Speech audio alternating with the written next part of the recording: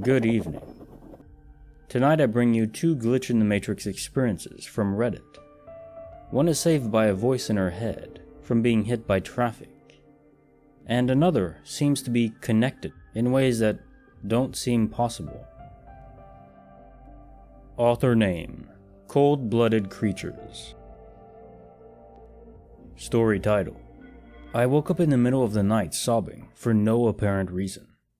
Or so I thought. In 2017, I was going to college in Seattle. The city is fairly far away from my hometown of Ventura, California.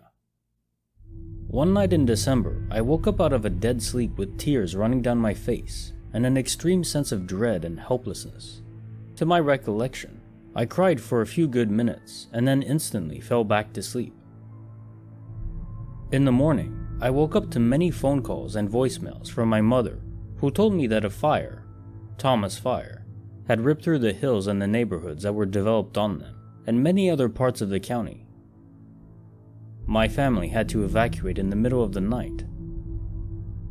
Of course, I couldn't have had any idea that this had happened in the middle of the night, as I didn't check my phone and wasn't contacted by my parents or brother at that point in time.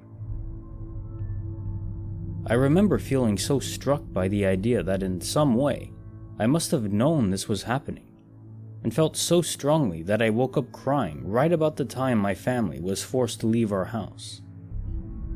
Till this day, I still get chills about it. Even just typing this all out made me tear up a bit. Not sure what it all meant, but it was, and still kinda is, disturbing. Personal thoughts. This is one of those stories that reinforces in me the idea that we are somewhat connected. There's this concept in physics called quantum entanglement. Effectively, it stipulates that if there are 2 entangled particles, and they're separated, even by great distances, light years apart, if you do measure one particle, then the other particle will collapse in its waveform as well. Now, you can't transmit information this way, because there's no way to know what the other particle would be, so you can't send a message because you can't know that the particle was collapsed until you observe it. We do know this happens, and most importantly, it happens instantaneously, so there is some kind of connection between the particles. Again, you can't send information this way, at least not in a way that we understand, but maybe our brains are somehow capable, in some way, to connect with each other. Sometimes we get that sense. Even more simple, like you know you're being watched. I don't know. But at least from this story, it doesn't sound like anyone died, so that's very good. Author name: Dreary Day Weeps. Story title: An unfamiliar voice saved me from getting hit by a semi-truck. This happened about 6 months ago. You know how you have an inner monologue at all times? Mine is in my voice. Like, I hear my thoughts in my voice. I'm a 23-year-old girl. I was driving to my best friend's new apartment in an area I wasn't familiar with. In order to get there, I had to make a protected left turn onto one of the busiest streets in the city. So there were 2 lanes able to make that protected left.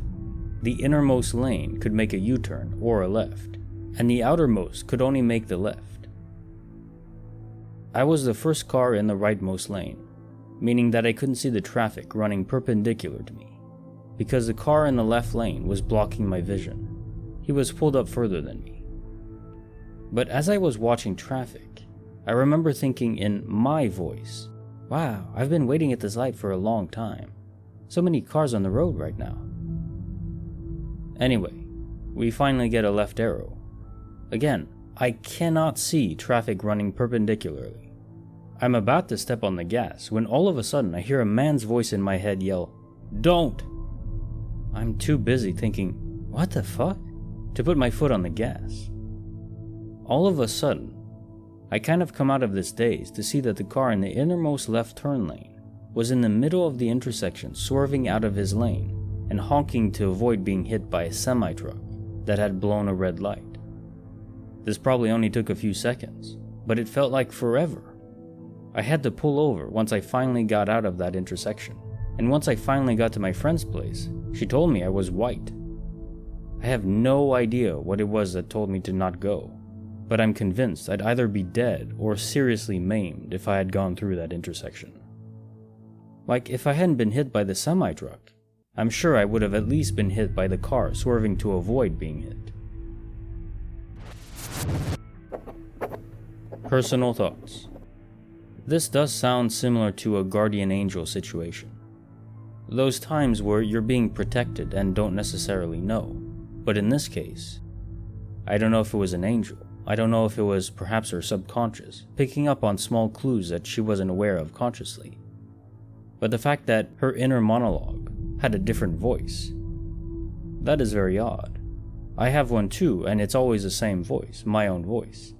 I've never heard my own thoughts in any other voice besides my own. I wonder how many other people have an inner monologue. And do you always hear it in your own voice? Have you ever had any experiences like this girl? Let me know.